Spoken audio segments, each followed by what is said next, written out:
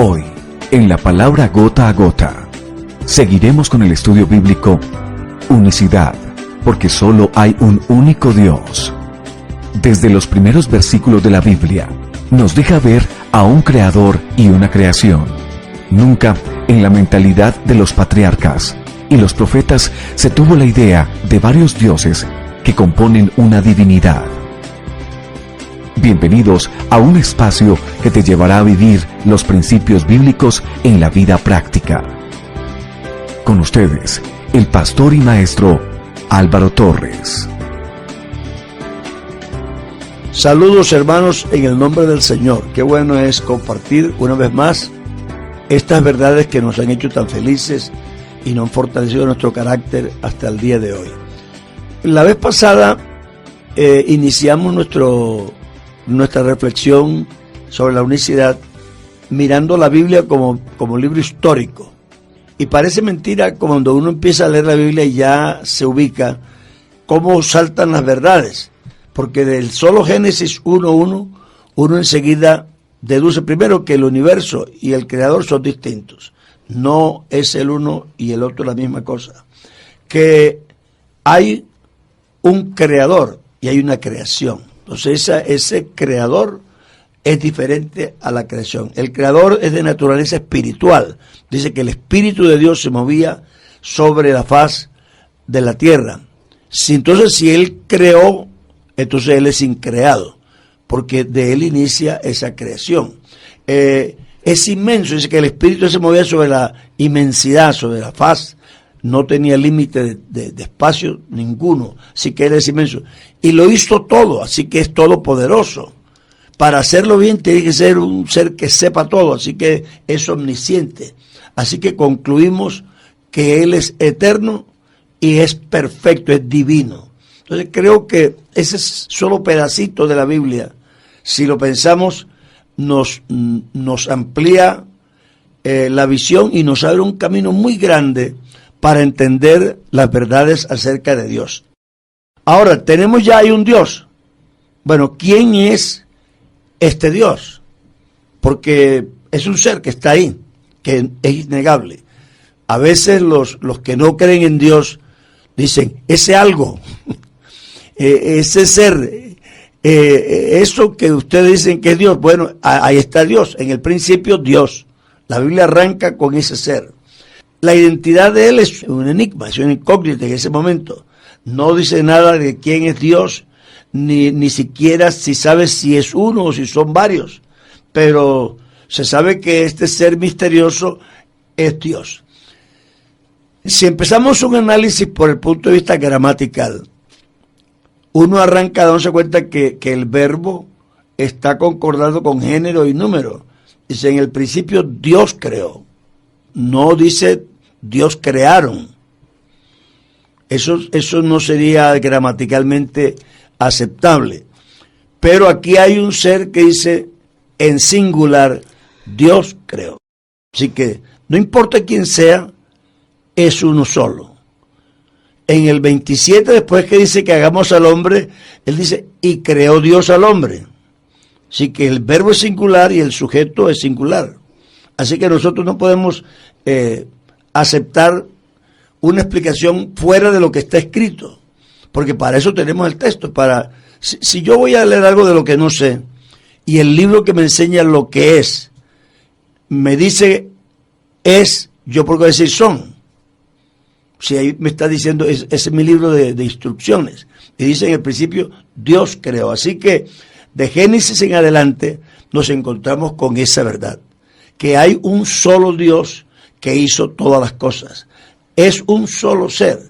Si usted arranca a leer la Biblia después de los libros históricos en adelante, se meten los profetas, usted encuentra que esa es una idea recurrente. Y además afirmada de forma muy enfática. Yo le voy a leer unos versículos aquí, no los vamos a leer todos porque sería imposible, pero algunos que dicen con mucha claridad, ¿quién hizo eso? En Isaías 44:24 dice, por ejemplo, así dice Jehová tu Redentor, el que te formó desde el vientre, yo Jehová que lo hago todo, que extiendo solo los cielos, que extiendo la tierra por mí mismo. Hay expresiones que a mí me impactan, será por mi manera de pensar y de ser. Pero esta palabra por mí mismo, que podría decir, podría ser como redundante. No, si soy yo, como lo vi con mis propios ojos. Claro, pues no puedo hacerlo con los ojos ajenos.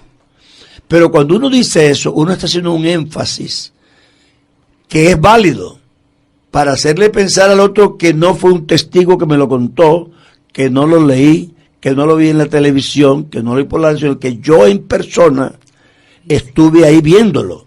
Así que eso es una redundancia que en nuestro idioma es muy válida. Y cuando Dios dice, yo mismo soy, yo lo creé, yo mismo. Quiere decir, no tuve ayuda, no estaba nadie conmigo, yo lo hice yo solo.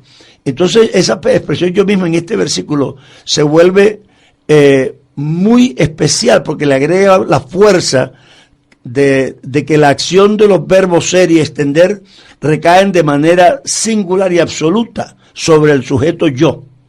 Yo lo hice, yo extendí, yo creé, yo mismo. Y creo que en ese caso es muy importante. En Isaías 40:12 dice, ¿quién midió las aguas con el hueco de su mano y los cielos con su palmo? Con 3 dedos juntó el polvo de la tierra y pesó los montes con balanza y con pesas los collados. ¿Quién enseñó al Espíritu de Jehová o le aconsejó enseñándole? ¿A quién pidió consejo para ser avisado? ¿Quién le enseñó el camino del juicio o le enseñó ciencia o le mostró la senda de la prudencia? Fíjense que son preguntas retóricas, porque obviamente él está solo. Y dice, bueno, ¿quién me enseñó? Muéstremelo. Si usted dice que hay otro, yo quisiera conocerlo, porque yo no he conocido otro Dios. Entonces, ¿quién me enseñó a mí? Así que de estas afirmaciones, de estas preguntas y afirmaciones tan contundentes, surge una doctrina. Es la doctrina del monoteísmo. Entonces, sin saber quién sea, nosotros sí nos damos cuenta que hay uno, que la creación es la actividad de un solo ser, que la organización del universo es el trabajo de un solo ser, que él no conoce a nadie, que a él no lo ayudó nadie, que él no se aconsejó con nadie, que a él nadie lo ayudó a extender los cielos y a sostener la tierra, sino que él solo lo hizo. Así que uno dice, no, esto es la actividad de una sola persona, de un solo ser. En este caso se llama monoteísmo, que quiere decir monos, uno, y teos, Dios. Así que es un solo Dios. Creo que sobre eso estamos muy de acuerdo muchos. Es decir, ni las personas que tienen doctrinas extrañas se atreven a decir que el mundo lo hicieron los dioses, porque eso es paganismo. Es decir, el politeísmo no tiene asiento en la palabra de Dios. El monoteísmo sostiene que la creación es la acción de un solo ser, ya que él mismo dice que no conoce a otro y que nadie fue su consejero. Otro detalle, como decíamos antes, de ese primer capítulo de la Biblia, es que dice el Espíritu de Dios se movía. Es decir, es un solo espíritu, no dicen los espíritus se movían. Es decir, que nos presenta un ser cuya naturaleza es espiritual, que no se le ve limitado por nada, porque llenaba toda la inmensidad y que tenía la autonomía, es decir, capacidad de por sí de actuar, haya, y todo así fue creado por un ser que tenía el poder, la capacidad, la inteligencia para hacerlo. Porque el primer descubrimiento es que Dios es uno en número. Sí, no tenemos más que un solo ser. Y es divino y espiritual en naturaleza. Es infinito, sin medida alguna, todopoderoso, omnisciente en la acción. Por estas características es único en su clase. En realidad, para todo lo hecho se necesita un solo ser. Yo creo que es importante esto, porque hay un principio filosófico que dice que donde una causa es suficiente, dos son demasiadas. Si yo con un billete de 1,000 pesos puedo comprar una gaseosa, ¿para qué necesito 2,000 si lo que voy a comprar es una gaseosa? Si yo con un ser todopoderoso puedo hacer un universo, ¿para qué necesito dos? Así que con uno basta.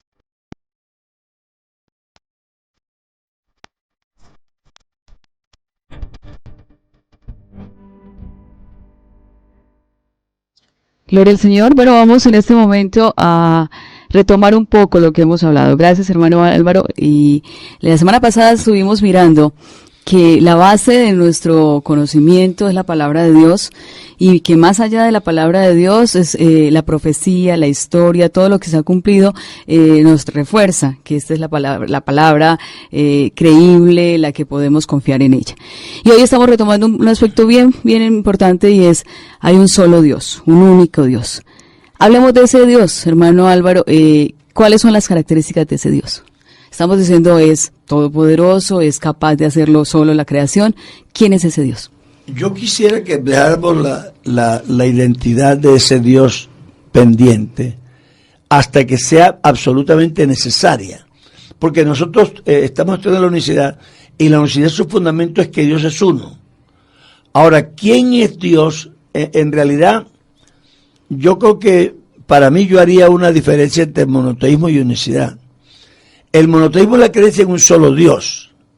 La unicidad reafirma esa creencia, pero identifica que quién es ese Dios único. Porque la discusión siempre ha sido de quién es ese Dios y si hay otros seres que compartan esa misma naturaleza. Entonces, la metodología que yo quisiera que siguiéramos es, no sabemos nada, partimos de cero. No sabemos quién es, no sabemos cómo es.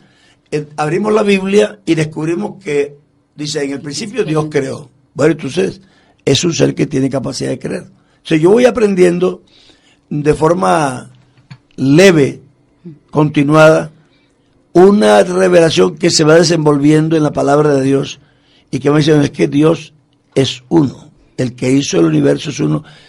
Y la invocación de algunos principios es porque se va haciendo necesario, que no hay más que uno para hacer lo que se hizo. Después miraremos quién es ese uno, porque nos interesa, pero por lo pronto estamos respondiendo a todos los que dicen de alguna forma que hay más de uno. Algunos dicen que hay multiplicidad de seres como el politeísmo o el triteísmo, o tantas ideas que hay. Por lo pronto estamos indirectamente respondiendo a todas esas posiciones que en realidad no se afirman en la palabra de Dios, que dice que eso fue un solo ser. Quién sea todavía no nos interesa. Dejémoslo ahí pendiente, porque vamos a ver es cómo los antiguos, que son nuestras raíces teológicas por lo menos, no pensaron que había más de un ser. Porque no lo dijeron nunca y porque siempre que lo dijeron es uno solo. Entonces, la teología veterotestamentaria que se llama, que es la del Antiguo Testamento, que son sus libros históricos y proféticos, nos van dando a nosotros unas raíces de cuántos dioses hay, olvidándonos por lo pronto de la identidad de ese Dios, sino cuántos dioses hay. Yo creo que muchos de los que nos están oyendo creen en la unicidad, pero a veces no tienen una hilación razonada de quién es ese Dios y cómo es y por qué creemos que es uno solo. Entonces, yo creo que si nos siguen el hilamiento que llevamos, ellos van a quedar con un conocimiento muy completo y yo espero que, como esto está quedando grabado, de pronto algunos puedan pedir la grabación o bajarla de la página, cosa que puedan sentarse a escuchar toda una explicación larga sobre su doctrina, que ya la creen, pero que no tienen vacíos. ¿Y esto por qué será así? Entonces, vamos a dejarle como esos vacíos más o menos llenos. Así que el libro que tenemos aquí, que es la Biblia, que dijimos que es un documento histórico, no conoce otro Dios, sino nunca se habla de otro Dios. Y de ahí en adelante, todos los dioses que se hablan son paganos, son dioses falsos. Y dicen, no, un ídolo nada hace en el mundo, es decir, no, ni siquiera es que existen dioses menores, es que no existen.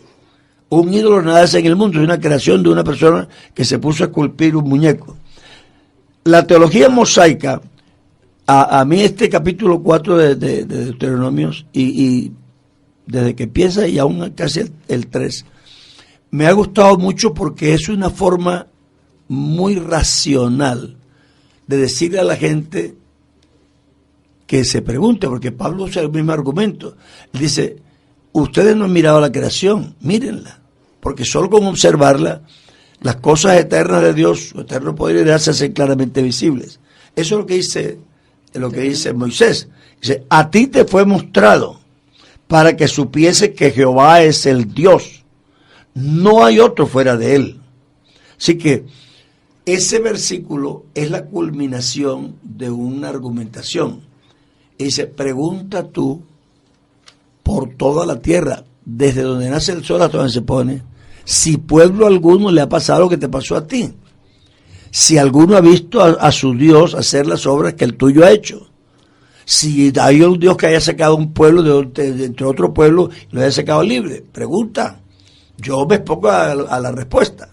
Pregunta. Dice, pero a ti te fue mostrado para que tú sepas y entiendas que solo hay un Dios y que no hay otro fuera de él. Entonces creo que esa teología que empieza porque esto estamos hablando de los albores de la humanidad, estamos hablando de cuando Moisés que hace sus añitos. Entonces él dice, no hay otro. En Deuteronomio 6:4 dice, oye Israel, Jehová nuestro Dios, Jehová uno es. Es decir, la culminación, porque la Biblia no fue escrita por capítulos. Así que no hay 6, ni hay 4, ni nada. Nos lo separaron para que pudiéramos nosotros leerlo organizadamente. Pero el argumento empieza desde el 4.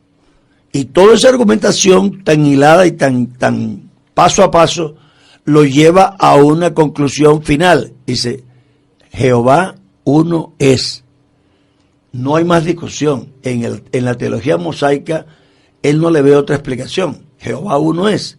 Así que cualquiera que quiera citar a Moisés para afirmar su teología distinta estará en un problema. Porque Moisés hace toda una hilación. Y vea, la Biblia es un libro muy pequeño para explicar tantas cosas que dice. Así que si le gasta 3 o 4 capítulos a un tema, es porque el tema es importante y porque lo dejó listo. Si no, él dice un versículo o 2 y ya, son cosas que no interesan mucho. Cosas históricas de una persona. Pero aquí le están sacando 3 capítulos, porque no termina en el 6:4, sigue después. Y explica por qué consecuencias tiene el creer en un solo Dios. Y cómo se cría la familia y el Estado y el pueblo en relación a esa creencia de Dios. Así que es una verdad muy importante, en el sentido que le da coherencia a toda la comunidad. Entonces la insistencia y el énfasis de la teología mosaica es que Dios es uno. Cuando pasamos a la época de los profetas, con Samuel descubrimos su teología, expresamos que usa expresiones como, por tanto, tú te has engrandecido, Jehová Dios, por cuanto no hay como tú, ni hay Dios fuera de ti, conforme a todo lo que hemos oído con nuestros oídos. Es decir, que Samuel está diciendo algo interesante. Dice, yo creo esto, pero no solo lo creo yo, sino que es que eso es lo que he oído, así eso es lo que me han enseñado. Así que es una línea de pensamiento que no se le inventó Samuel. Con todo lo grande que sea Samuel, al fin y al cabo es un hombre. Pero él dice, para que estés engrandecido tú, porque no hay como tú, solamente tú eres. Yo creo que de todos modos los antiguos usaban expresiones que nosotros ni siquiera debiéramos usar, porque ellos la usaban porque estaban en un contexto politeísta. Decir que no hay otro como tú, yo no lo diría, porque ¿con quién lo voy a comparar? Ni por poquito ni por mucho. La comparación sola ya es una falta de respeto. Pero claro, en este contexto politeísta, él sí le dice al pueblo y a la gente, dice, no, es que no hay otro como él. Si es que tienes otro, muéstramelo, pero como este no hay ninguno. Tú eres único. No hay nadie como tú, dice, como hemos oído. Así que era una tradición. No solamente está escrito como un conocimiento, sino que era un conocimiento manejado por el pueblo. Otras citas en los libros históricos dicen, en los Salmos, en Zacarías, en Malaquías, en el libro de Isaías abundan las referencias del Dios único. Vosotros sois mis testigos, dice Jehová, y mi siervo que yo escogí para que me conozcáis y creáis y entendáis. Fíjense que otra vez aparece que yo mismo soy. A mí me gusta mucho esa expresión, porque es que esto está en un contexto politeísta. Toda esta escritura del Antiguo Testamento, la parte histórica y profética, está en un contexto politeísta. Entonces Dios dice, si me viste haciendo esto así, o esto así, no es que soy otro, soy yo mismo. Es decir, mi accionar es múltiple y mi ser es polifacético, pero soy yo mismo. Entonces, esa expresión para mí ha sido de mucha bendición encontrarla, porque reafirma un concepto, lo hace fuerte. Yo mismo soy, no te confundas. A veces aparezco como la roca, a veces como el agua, como la lluvia, como el maná, o como lo que sea, pero soy yo mismo. Es que los antiguos a una cosa determinada, por una cosa extraordinaria, le daban ya el valor de un Dios. La fertilidad, la lluvia, la siembra, la cosecha, cada cosa era un Dios. Y Jehová dice, no, soy yo mismo. No importa las cosas que haga, soy yo mismo. Antes de mí no fue formado Dios, ni lo será después de mí. Así que no busquen más. Isaías 44:6 dice, así dice Jehová, Rey de Israel, y su Redentor, Jehová de los ejércitos. Yo soy el primero y soy el postrero. Y fuera de mí no hay Dios. El verso 6. No hay Dios. Siempre jocosamente yo he preguntado en una fila donde el último es el primero, ¿cuántos hay? ¿Quién está entre los dos? Si es el primero y el último. Entonces no hay nadie. Este sándwich nos lo dieron sin nada. No le pusieron ni chorizo, ni hamburguesa, ni nada. Era el pan solo. Yo mismo soy. Yo soy el primero y yo soy el postrero. Nunca se formó un Dios antes que yo, ni después. No lo será. Entonces, creo que es una forma muy coloquial, porque en realidad es coloquial, de decirnos unas verdades muy grandes, pero que son contundentes por ser tan simples. Porque ya no queda más forma de argumentar. Aquí está el primero y el mismo es el último. Entonces no hay nadie más. Está un solo Dios. No temáis, ni os amedrentéis. No te lo hice oír desde la antigüedad y te lo dije. Luego vosotros sois mis testigos. No hay Dios sino yo. No hay fuerte. No conozco ninguno. En estos versos siempre yo encuentro expresiones que a mí me dan una cierta alegría. Porque uno a veces argumenta, pero es que Dios se las dice así suavecitas. Se las suelta sin... no temáis ni os amedrentéis. ¿Y por qué no? No te lo hice oír de la antigüedad. Sois mis testigos. No hay Dios sino yo. Es decir, que el creer en un solo Dios y tenerlo claro es lo que me da a mí la seguridad, la confianza. No tengo problema. Dice, no temáis, ni os amedrentéis. No te lo hice ver desde el principio. En otras palabras, ¿a ti quién te va a hacer daño si no hay ningún otro Dios? Entonces, no, que el diablo, no es que quién es el diablo. Si Pablo dice, el espíritu que nosotros tenemos es más fuerte, más poderoso que el que está en el mundo. Así que el cristiano tiene que estar tranquilo. El creer en la unicidad no es solamente una cuestión académica. No es solamente para saber y discutir con otro y ganar el argumento. Es que eso me trae unas consecuencias a mí. Es decir, el yo saber que hay un solo Dios y cómo es este Dios, yo gano de ahí una confianza fuerte. Yo no, es que no será arrogancia, pero yo ando con calma, con seguridad. ¿Por qué? Porque el que está conmigo, como dice esa forma muy coloquial, es como un poderoso gigante. Pero es que no es gigante como él. Es decir, que es una forma muy humana de decir, el que está conmigo es el todopoderoso, un poderoso gigante. Pues no es un gigante, ni poderoso, es todopoderoso y no tiene tamaño. Así que vosotros sois mis testigos. Yo no hay fuerte, no conozco a ninguno. En Isaías 45, el 5 dice, yo soy Jehová y ninguno más hay. Es decir, yo creo que son expresiones muy contundentes. Ninguno más hay. No hay Dios fuera de mí. Yo te ceñiré, aunque tú me conociste. Esta expresión de yo mismo soy me dio a mí una luz, porque alguien discutió con alguien. Él dice, no hay Dios fuera de mí. Entonces me dijo, no, fuera no, pero dentro sí. Es que las personas se rebuscan argumentos. No, fuera de mí no hay Dios, pero dentro de mí sí hay otro. Pero cuando dice yo mismo soy, singulariza a tal punto que recae el ser sobre la misma persona que está hablando, sobre el sujeto. Entonces no le queda espacio para otro. Retóricamente dice, yo mismo soy. Yo soy Jehová y ninguno más hay. No hay Dios fuera de mí. Yo te señalé, aunque tú no me conociste, para que sepas del nacimiento del sol y hasta donde se pone, que no hay más que yo Jehová y ninguno más que yo. Así que ese yo mismo soy para mí es muy importante en ese sentido.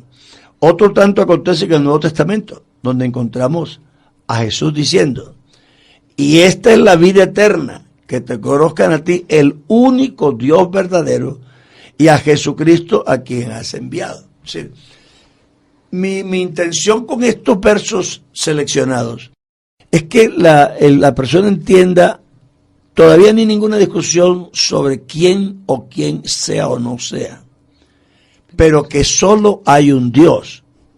Pongamos de acuerdo en eso.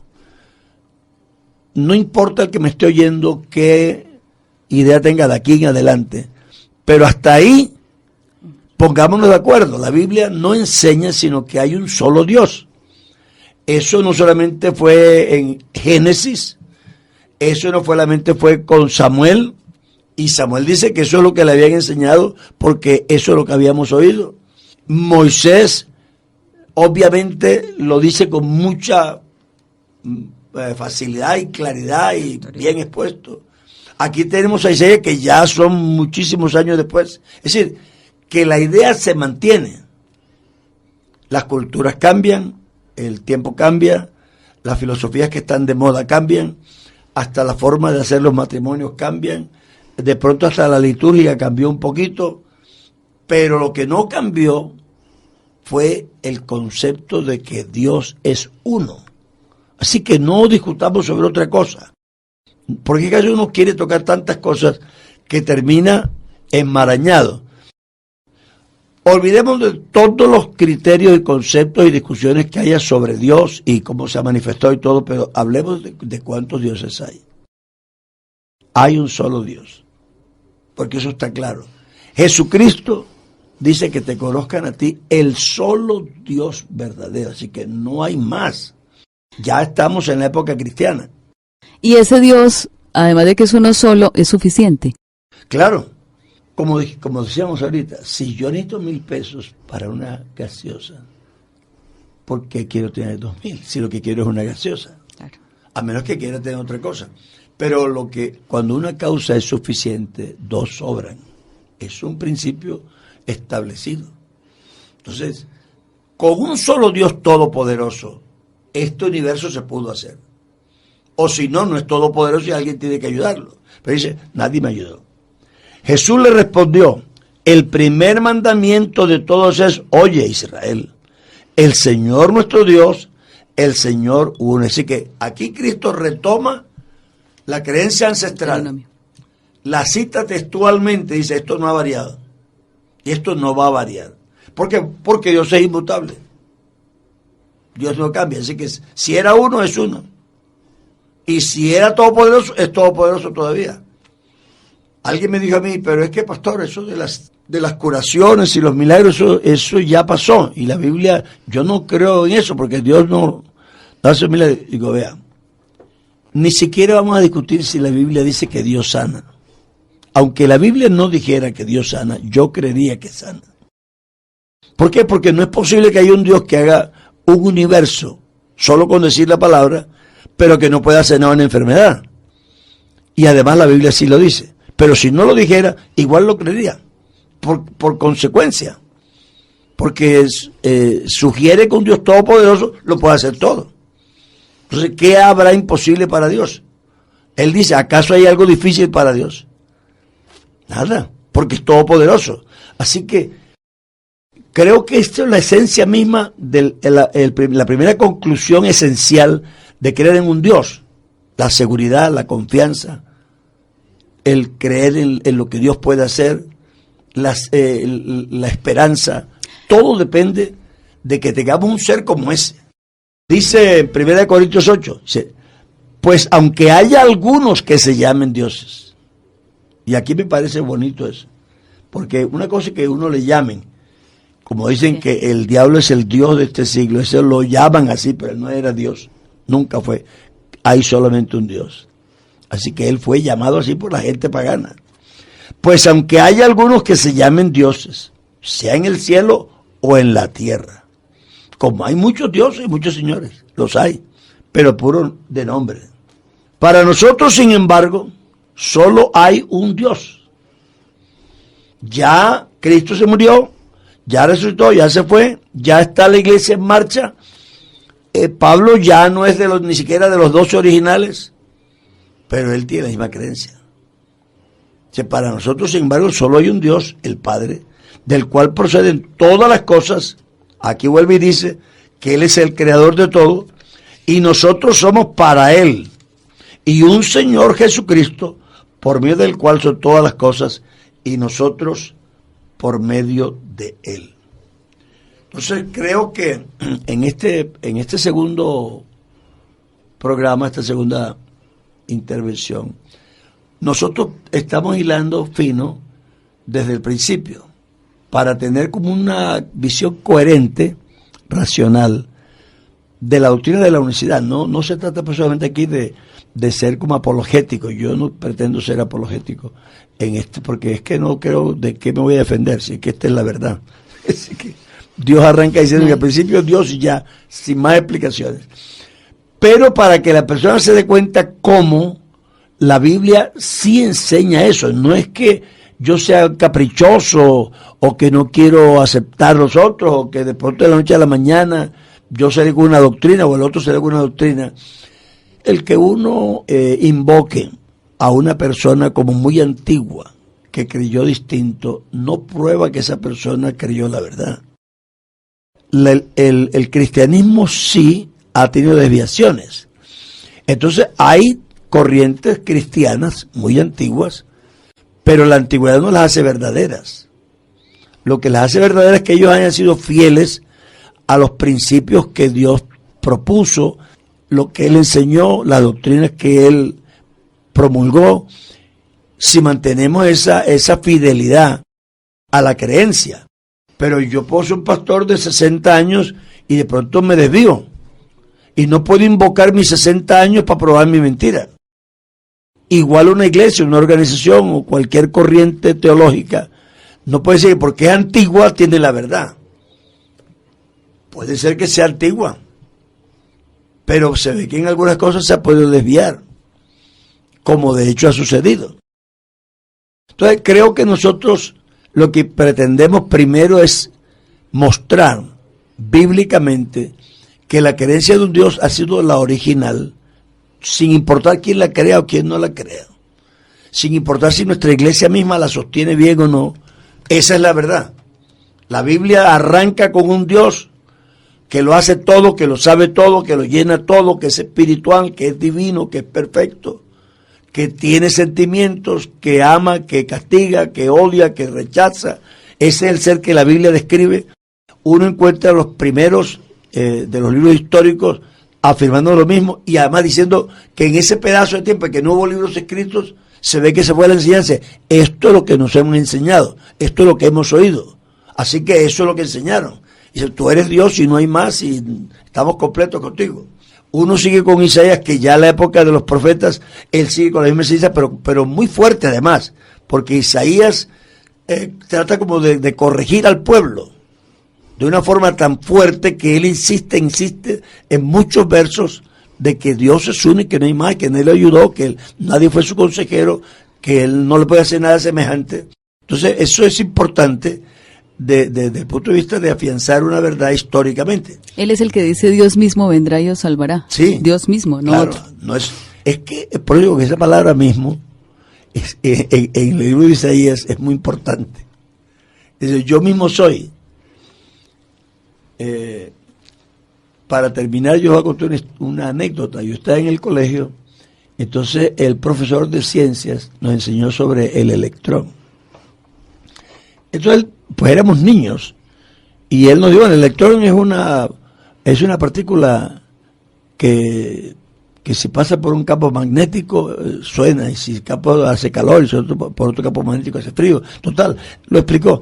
Pero nosotros no entendíamos ese campo magnético y todo eso. Entonces él nos quedó mirando y dice, no entendieron, ¿verdad? Y la mayoría dijo, no, profe. Entonces, bueno, un ejemplo, yo soy el profesor Gutiérrez, él siempre venía con chaqueta y todo a clase. Yo salgo aquí de la universidad y entonces todo el mundo que me conoce, ahí va el profesor Gutiérrez.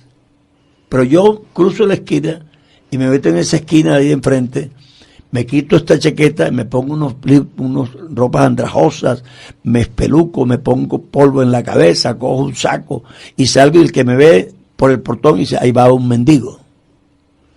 Pero allá en la otra esquina me meto en una esquina, me baño, me arreglo, me pongo un vestido de policía, un kepi, cojo, y yo salgo y dice, ahí va el señor policía, dice, pero soy yo mismo. Él estaba explicando el electrón, pero me está explicando la unicidad a mí. No importa que esté vestido de policía, no importa cómo vino como mendigo, no importa que nació de una señora, él es el mismo. Y eso creo que el primer punto de nuestra posición es esa. Hay un solo Dios que no ha cambiado, que es único, que es inmutable, y no importa la forma que tome, es el mismo. Yo mismo soy. Amén. Dios les bendiga.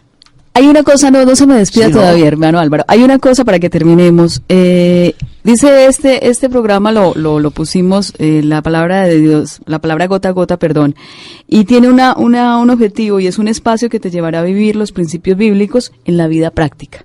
Amén. Me gustó mucho ese resumen que usted hizo ahorita. Qué bueno que le recalquemos a los oyentes en este momento que yo tenga el concepto que cuando yo invoque a un solo Dios, eso que representa en mi vida, claro, eso que representa ante mis temores, ante mi salvación, ante todo, para que resumamos este programa de hoy. Siendo pastor en Bucaramanga, una señora se me acercó, estaba recién convertida, me dice, pastor, usted no sabe la paz que tengo. Yo tenía un comprensión de que Dios era uno, pero en tres personas. Y entonces, claro, nos enseñaron que a Dios se le atribuían como Padre unas acciones y unas actividades, y que al Hijo se le atribuían otras, y al Espíritu se le atribuían otras, sí, sanamente.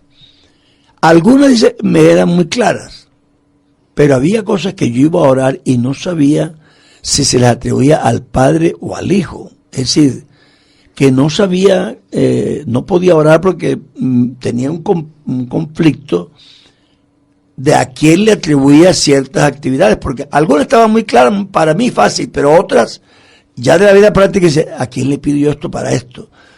Igual le pasa a los que tienen santos y tienen vírgenes y tienen la diosa del fuego y la diosa del protege los camioneros, y cada quien, entonces a cuál le pido. No, que necesito novio, hay que pedirle al otro.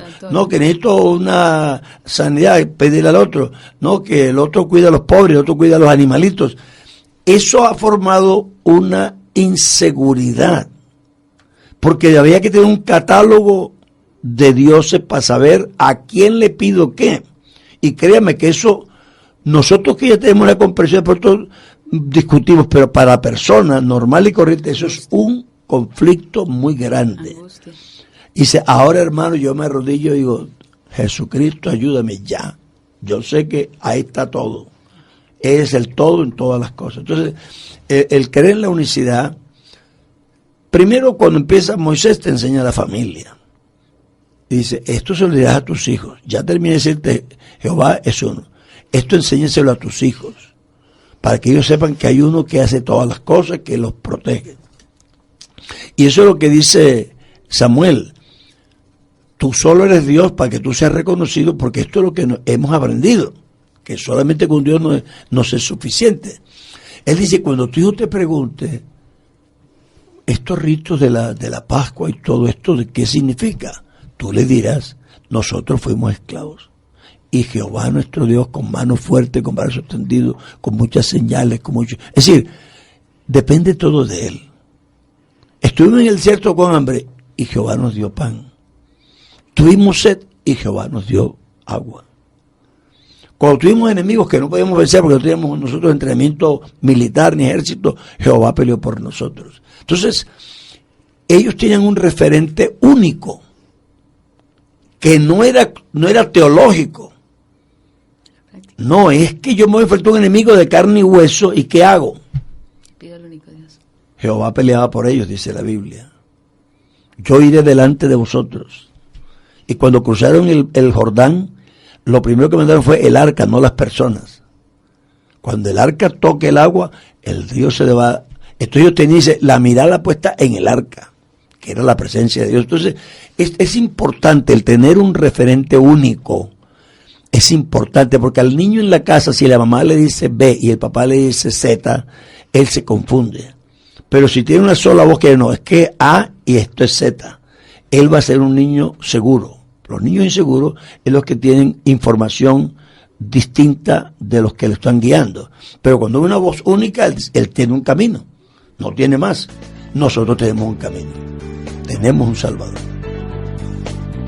Gracias por sintonizar la palabra gota a gota.